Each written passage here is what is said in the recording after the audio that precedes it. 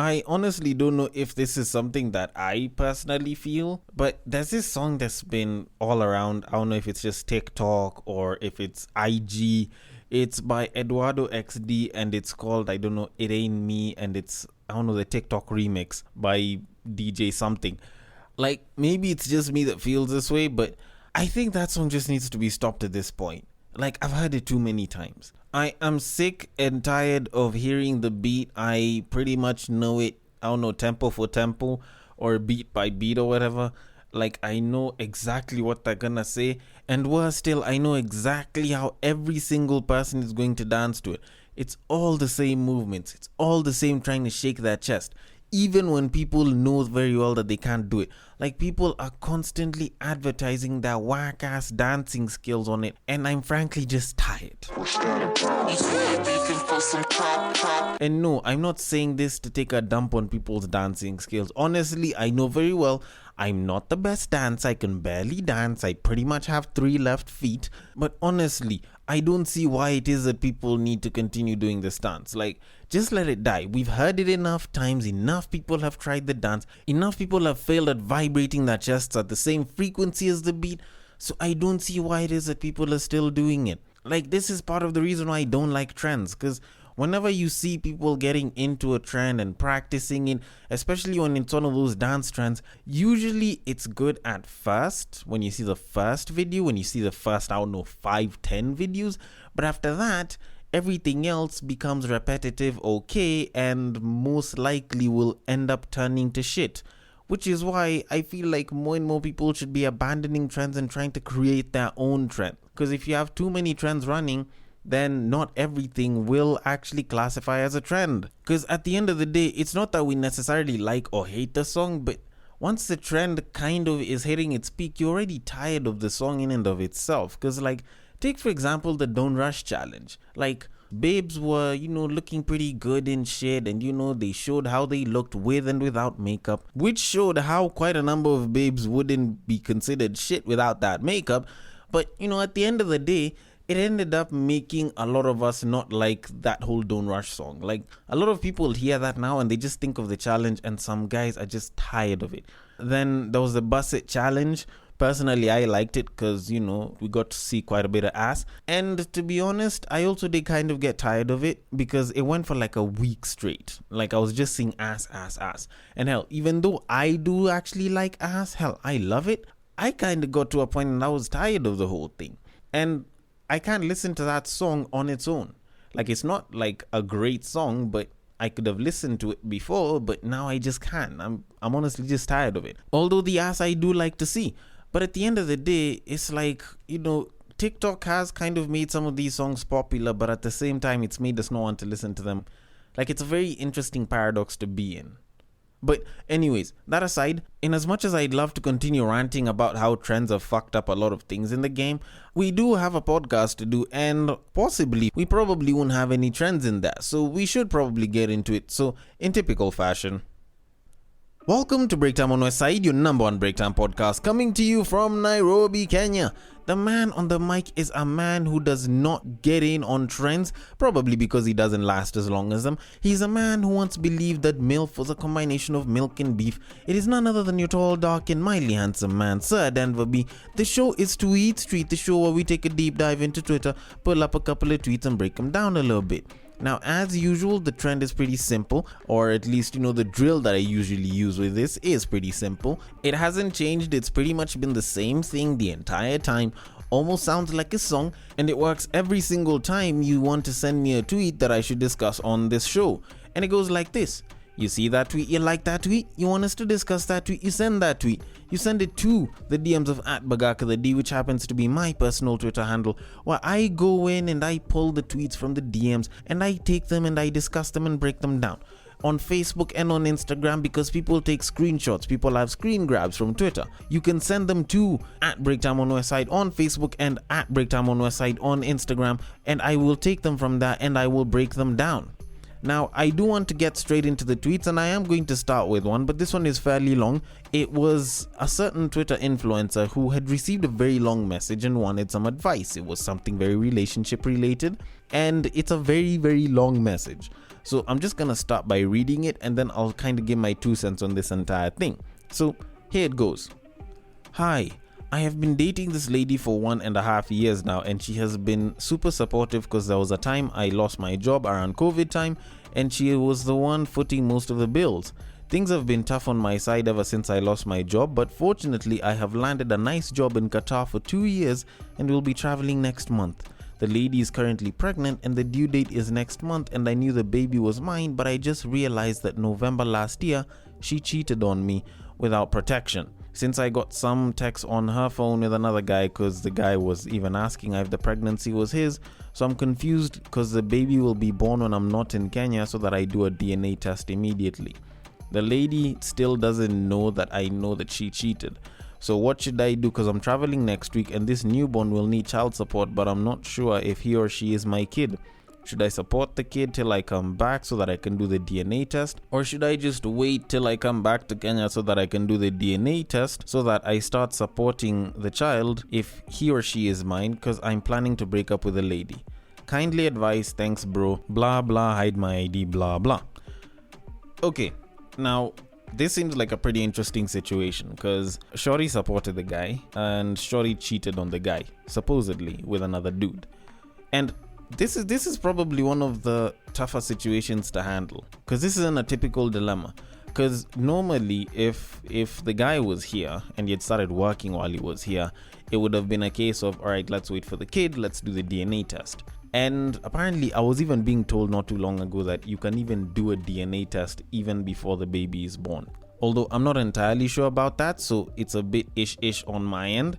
But personally speaking, if you want to break up with her when you come back, then you should probably start by paying the child support. Yes, I get it. Paying child support for a kid that isn't yours isn't something good. Trust me. No one wants to do that. Not unless if you're adopting a kid of your own. Or unless you're stupid in love or some shit. I don't know.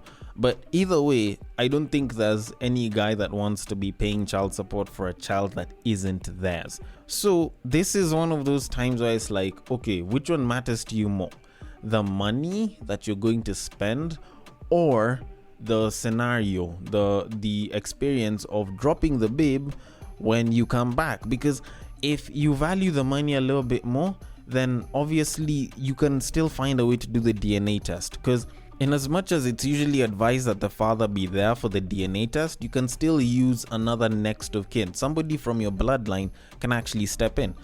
If I'm not wrong, I think either the mother or the father of the man can actually come in and be used to like do a DNA test to ascertain if the child is theirs, because I think there's something about genetic makeup, blah blah blah.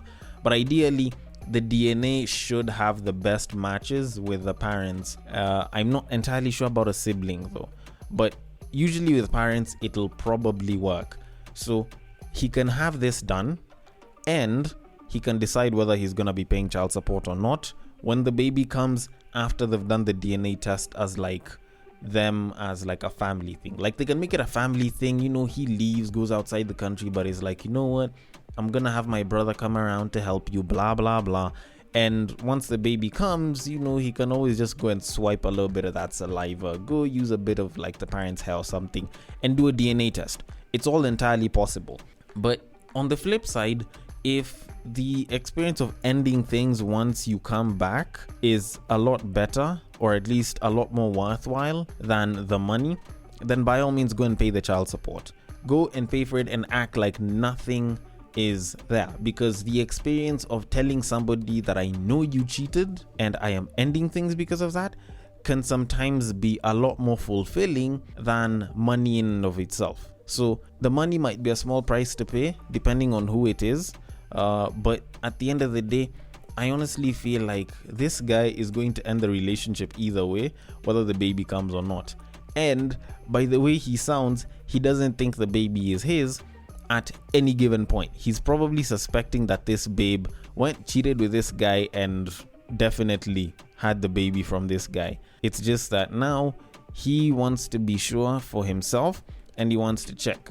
But either way, man is probably gonna end the relationship. So whether the baby is his or isn't, I honestly don't really see anything to advise here, because the relationship is pretty much going to be over. So that being said, we should probably move it on. So on to our first tweet.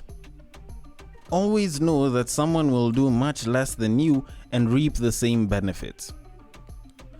Okay, when you kind of think about this statement in a very general sense, then it's a very simple way to define privilege. Because in a sense, this is kind of how being privileged is.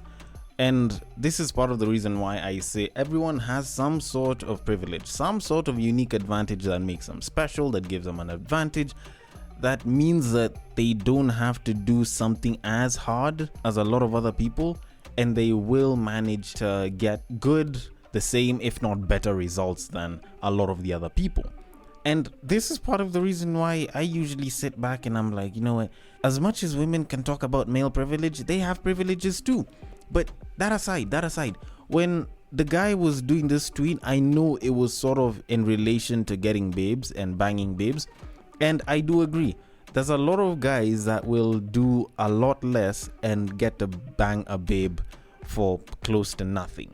Like, there's guys that will take a babe out on a date, that will try to show a babe a good time, that will text with them constantly every single day of like a month, call them, take them out on dates, take them for road trips and so on, just to bang once. And there's other guys that'll pretty much go ahead to that babe, meet them for the first time, and in under 24 hours, they've banged them. And they can probably continue banging them consistently, and they'll probably be doing it for zero. They will be contributing absolutely zero money, unless it's them taking themselves, or I don't know, paying for the food that she'll eat once she comes to your place to smash or some shit.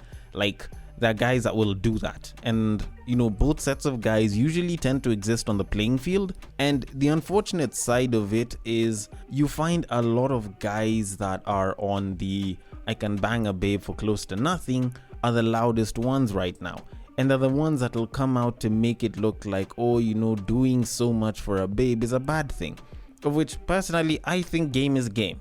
However it is that you manage to get the goods, as long as you got the goods, then you should be alright. But at the same time, you shouldn't beg for it. As long as you got it and you didn't beg for it, then you should be okay with yourself. Now, obviously, if a guy managed to get it for a lot less, then it just means that he's lucky and he's privileged enough to get that. Because the biggest misconception that comes with this whole statement of nice guys finish last in this entire analogy is that nice guys don't actually get good shit.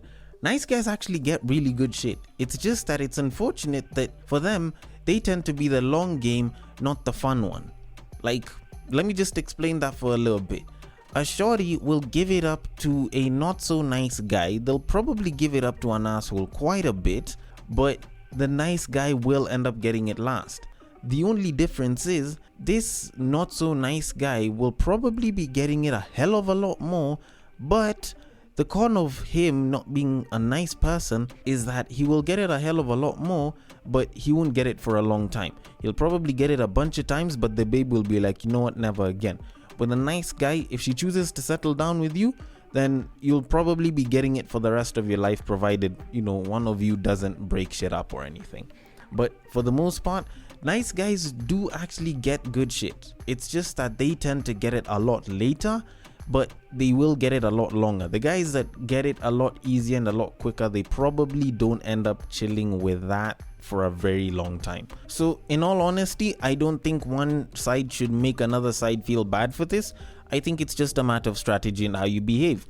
Frankly, I feel like if you want to be at the best side of this, be an asshole for most of your life when you just want to smash random babes, but when you want to settle down, go ahead and be a nice guy. Then that way you should probably get the best of both worlds. But anyways, that being said, we should move it on. So on to our next tweet. Somebody said, you guys think people only need to heal from bad relationships? Truth is, people are healing from hateful parents, academic problems, sibling feuds, betrayal from friends. Not everything is about relationships. So heal, young queens and kings. Heal.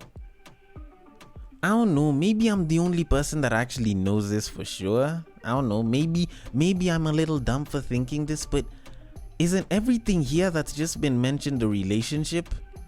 Like, okay, fine, I get it. There's the romantic relationship and shit, and that's usually what I talk about. But guess what?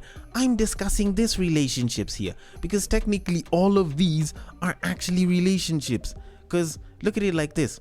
Healing from hateful parents, that's a bad relationship with your parents, right? Academic problems, that's a bad relationship with your books.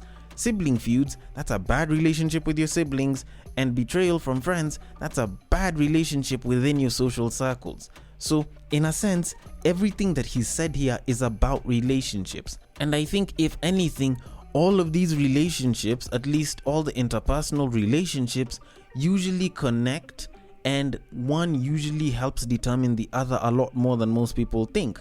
Because when you actually think about it, yes, you can say that somebody with healing from hateful parents can be a good boyfriend or a good girlfriend. But I can tell you for a fact that somebody who has a good relationship with their parents is probably not going to be a toxic partner in the relationship. Just go and check this out. Like, honestly, if you find somebody with a good, healthy relationship with their parents, it's very hard for them to be a toxic partner in their relationship. If you find somebody who has an amazing relationship with their sibling, then it's also very hard for them to be a toxic partner, because your siblings will call you out on such shit. Like, even you can go back to the parents one. If your parents have a great relationship with you, then they will always talk to you about having good relationships, and they will try and talk to you and try and make sure that you are nurtured into a very good human being. Yes, not all parents are good, not all siblings are going to be perfect, but they will at least try and make sure that you are a good person overall. So, in a sense, it is actually a pretty good thing to have a good relationship with your parents and with your siblings. Then, when you look at your social circles, if you're the one that's always the problematic one within your social circles, then there's a pretty good chance that your relationship is probably gonna be toxic. If you are in a social circle that tends to have issues all the time, then you're either going to be the toxic one in the relationship, or you might need to leave your toxic friends so that you can have a good relationship. Like, that's just how it is. So ideally, all of these interpersonal relationships, they actually tend to connect. Whenever people try to make it seem as though, they're a shit friend but an amazing boyfriend, or they're a shit son but an amazing boyfriend, or they're a bad boyfriend but an amazing son, then at the end of the day, as a person, you become fairly inconsistent. Now, of course, there are circumstances and there are people who are exceptions to this entire principle. Does that mean that they're bad people? No, but they become harder to gauge from a romantic relationship standpoint. So either way, it can be true, it can be false. Just try and maintain good interpersonal relationships along the entire way. Anyways, on to our final tweet. Don't marry a rich man, marry a good man. He will spend his life trying to keep you happy. No rich man can buy that. Said by Anonymous. And this is probably very true, but at the same time possibly BS advice. Because the way I look at it, this in a sense kind of vilifies the rich man, but at the same time makes it easier for the simp to get a babe using this statement. Because ideally, if you have a guy that is going to spend his entire life trying to keep you happy, then that pretty much classifies as a simp by modern day standards, or at least by the standards in which a lot of guys really discuss this shit. Because here's the thing, I think ideally a woman usually tends to look for a good rich man that won't cheat on them, that will strive to make them happy, that can, probably help them catch both flights and feelings, good ones. And all of that is a very perfect scenario. And any babe that can get such, by all means, if this man loves you and you love him and you're in that situation, do not let him go. Like, hold on to him with every single one of your limbs, plus whichever extra ones you might be hiding. But if you don't manage to get a rich guy, then it's still okay. There's a lot of good guys with a lot of potential that will make you happy, or that at least you will end up being happy with. But the idea of marrying a good man or a rich man, I don't entirely believe in that idea, because what version of good is good? Because if he is good to you and he has a good character, but he's not a good performer at work, and because of that he hasn't been able to be promoted and make tons of money, then does that mean that he's any less of a good man? If he's good to you but he's not good enough to like the wait staff, does that make him any less of a good man? If he's good to you but he's not, good between the sheets, does that make him any less good? Like, the idea of going for a good man, quote unquote, is very subjective. Personally, I feel like that's very, very subjective, because he can be a good man with good character but be bad with finances. It doesn't necessarily classify him as a bad man, but it also doesn't classify him as a very rich one. So at the end of the day, I think it just becomes a very subjective thing to decide what a good man is. And personally, if any guy was to ever come across this statement and has listened to this podcast, then you'll probably get this advice when I'm telling you, ignore this piece of shit and continue striving to be the best version of yourself that can be. Now, definitely, not every guy usually looks at the best version of themselves as like rich, but ideally, building some sort of financial stability is a good thing. Like, don't go for this mumbo jumbo crap of, be a good man or a rich man. No, go and strive to be the best version of yourself that can be. If being a rich man is among that, please go for it. Because at the end of the day, women can read this shit, but it doesn't mean that they'll all follow it. And trust me, if you're a rich man, you have a lot better chances than if you're not. So by all means, go become the best version of yourself. If you end up being a good rich man, then you will be the catch of the century and, all good to you, and you'll probably have the best chances with babes for, long-term relationships and shit. But even though you end up being a rich, filthy asshole, well, you'll still have a lot more chances to get with babes than a lot of the guys that aren't rich. So if you're a guy, by all means, chase the best that you can. But if you're a babe, what I can tell you instead of this is, the ideal is always going to be a good rich man. But in case you don't get the ideal, always remember that there's gonna be good men and there's gonna be rich men. And depending on your standards, you're gonna go for one against the other, so you better be ready for the consequences that come with it. But either way, I could be wrong about this, just the same way I could be wrong about a ton of other things on this episode. So I want your thoughts on this. The DMs are open. On Twitter, it is at BagakaTheD, which happens to be my personal handle. On Facebook and Instagram, it is at Breaktime on our side. Slide into the DMs, drop your thoughts and comments. Thank you so much for listening all the way till the end. And if you are listening through Castbox, feel free to drop your thoughts and comments below, and I will attend to them accordingly. And I will catch you guys on the next break. Take care.